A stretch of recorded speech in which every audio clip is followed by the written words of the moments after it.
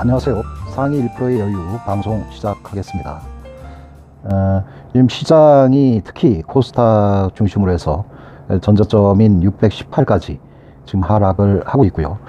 수급마저 좋지 않아서 거래량이 최소인 그런 상태를 유지를 하고 있습니다. 시장은 공포에 질려서 개인들의 투매가 이어지고, 그 다음에 추가로 개인들의 어떤 매수세가 거의 실종이 된 그런 상태고요. 공매도 물량은 많은데 개인들이 받쳐주질 못하니까, 개인들이 매수를 하지만 물량을 소화를 못하니까 지속적으로 하락을 유지하는 그런 상황이 연속되고 있습니다. 28일 금융투자협회에 따르면 25일 기준 외국인 보유 코스피 주식의 시가총액 비중은 38.45%에 달했다. 이는 2006년 8월 24일 이후 12년 11개월 만에 최고 수치이다. 코스피는 하락을 하지만 외국인은 그대로 보유 지분을 유지하고 있고요. 오히려 단기간 외국인의 매수는 지속적으로 이어지는 그런 상황이고요. 반면에 코스닥 시장은 현재 그 외국인 보유율이 10.49% 연중 최저치를 기록하기도 했다. 코스닥은 다분히 개인 지분이 거의 70% 이상이 개인이 보유를 하고 있습니다. 10%가 이제 외국인 보유 지분이라고 하면 나머지 한 15% 정도가 기관의 지분이라고 생각을 합니다. 현재 수급이 많이 꼬여서 지금 외국인들이 그 공매도를 지속적으로 하고 있고, 그 개인의 반대 매매가 일별 한 4,500억 정도 반대 매매가 일어나도 일부 그 개인의 매수세는 지속적으로 이어진다고 그렇게 볼 수가 있습니다. 코스닥 차트인데요. 이게 이제 주봉이고 201선과 이제 51선인데 상당히 좀 어려운 그런 상황이에요. 일단 과연 이게 이제 전저점을 깨고 내려갈 것인지 아니면 전저점을 유지를 할 것인지. 지금 이게 박스 형태라고 이렇게 보면 박스의 하단이고, 역사적으로 보면 요럴 때 매수해서 지속적으로 보유한 개인들은 없다고 생각을 합니다. 과연 그 장 저점, 마치 그 저점을 깰 것 같은 공포를 유발을 하고 개인들은 견디지 못하고 결국 투매를 하고, 이제 반대 매매 성격의 매도 주문이 많이 나가서 결국은 시장의 하락을 부추기고 있는데요. 과연 이런 그 저점의 시그널은 과연 무엇일까요?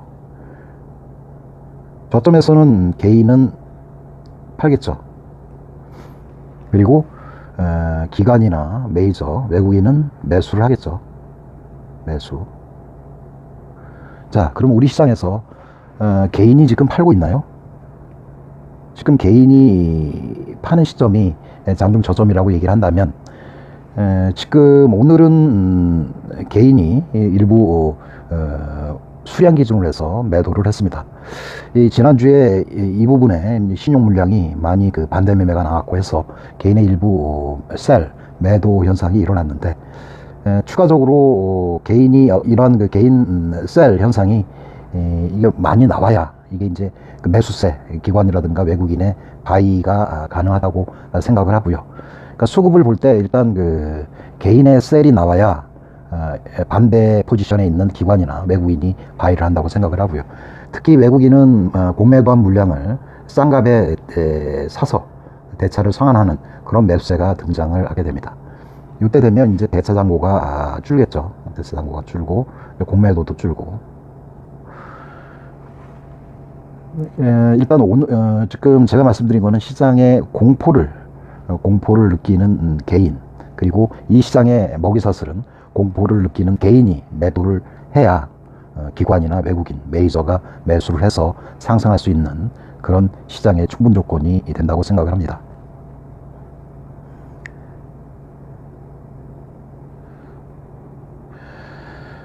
지금 시장은 이제 공매도가 주를 이루는데요. 오늘 급격한 하락을 맞이를 했습니다.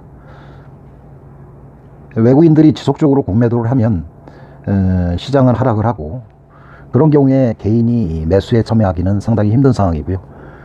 개인의 매수세를 이용을 해서 다시 공매도를 하게 되는 그런 전철을 밟을 확률이 큽니다. 근데 이제 장이 코스닥 기준으로 해서 618이 전저점이거든요. 이렇게 공매도를 한 세력도 추가로 바닥을 특정 짓는 어느 시세에서는 막연하게 공매도를 하기는 힘들 겁니다. 시세 저점에서 만약에 급등을 해버리면 이 공매도 세력은 엄청난 손해를 보고 시장을 떠날 수밖에 없는 그런 상황이기 때문에 이들은 장의 저점에서 반드시 공매도 양을 대차로 상환을 해서 보유를 하게 되는 그런 현상이 일어날 수가 있습니다. 그래서 내일 저녁이나 화요일 저녁이나 수요일 아침 정도면 장의 저점이 어느 정도 완성된다고 생각을 하고요. 이 시장에 대한 전제 조건은 개인의 반대 매매가 투매로 이어져야 된다는 그런 전제고요.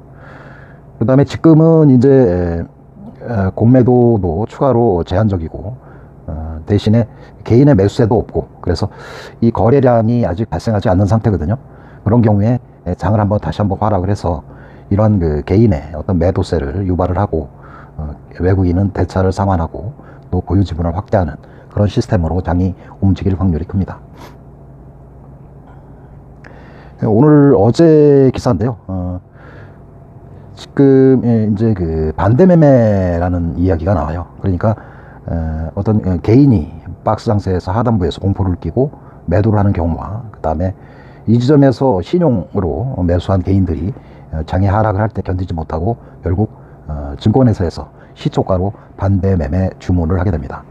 이런 반대 매매 주문으로 인해서 시장은 하락의 폭을 더 키울 수가 있고요. 대신에 반대 매매가 증가를 하면 결국은 이 반대 매매에 대한 매수세가 등장을 하면서 이제 장을 상승시키는 새로운 투자 주체가 등장하게 됩니다. 지금 오늘 코스닥 시장을 보면 여기 이제 빨간색이 개인이고요. 개인이 오늘 매도로 전환을 했습니다. 이거는 수량 기준이에요. 금액 기준으로 하면은 우리나라의 뭐 대형주 위주로 지수 ETF 효과로 외국인들이 지수 관련된 종목을 사기 때문에 개별주를 분석을 하는 데는 수량으로 분석하는 게 맞다고 생각을 하고요. 오늘 정확히 개인들이 반대 매매와 그 다음에 보유 물량을 매도를 했습니다. 개인의 셀이 나타났어요. 개인의 셀이. 그리고 외국인은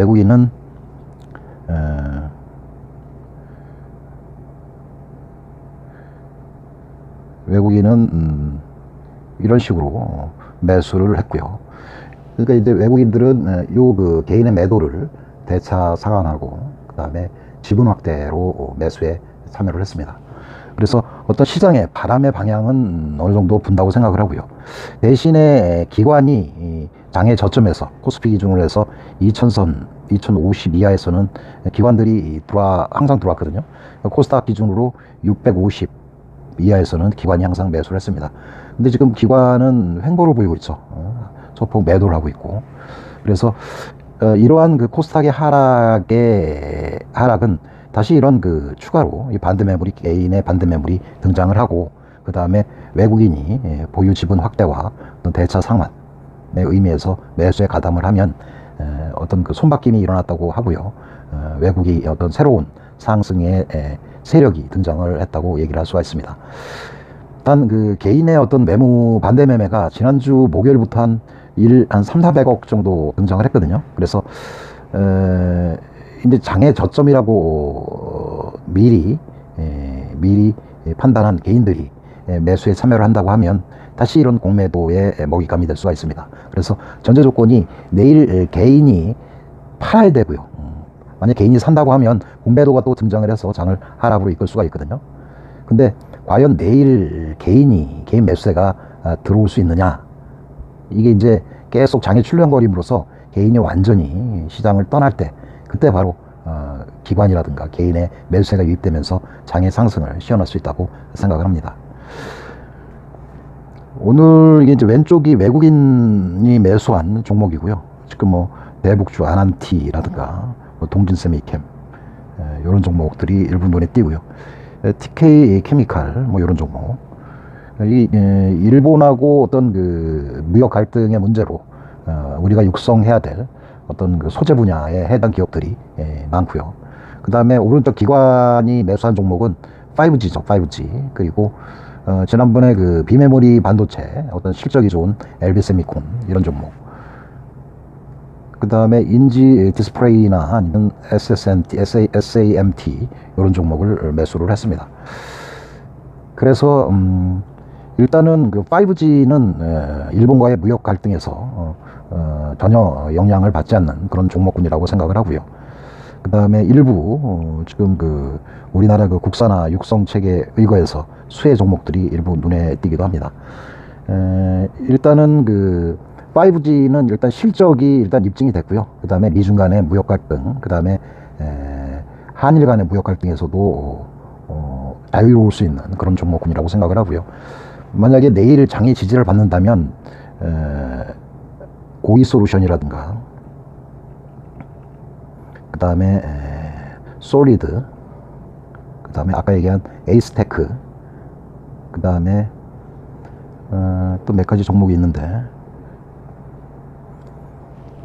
볼까요? RFIC인가요? 그 종목. 그 다음에 또